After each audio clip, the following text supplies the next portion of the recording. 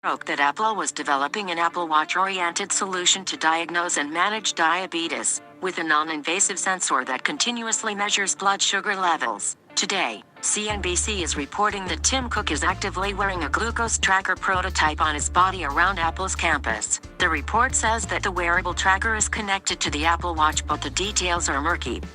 Like the tracker Tim is wearing is a separate independent unit that communicates to the watch over Bluetooth, rather than a feature integrated inside of the Apple Watch itself. The source says the glucose tracker was on the watch, which perhaps means it physically attaches to the watch chassis in some way to extend its capabilities. Although it would make sense for Apple to ultimately include the glucose tracker inside the watch hardware, early prototypes may indeed be separate devices whilst Apple tests the algorithms and reliability in the real world. Behind closed doors, other teams would then work out how to incorporate the sensor into the Apple Watch chassis. This is just speculation, of course. There is also the possibility Apple sells the glucose tracker as an add-on accessory. Tim Cook has said in the past that certain features like blood monitoring require approval and regulation by the FDA. By creating a separate accessory, Apple will be able to iterate on product development on its primary watch line unimpaired whilst sending off the ancillary device through the necessary regulatory procedures. CNBC also notes that Cook mentioned that he was using a continuous glucose monitor when he visited the University of Glasgow.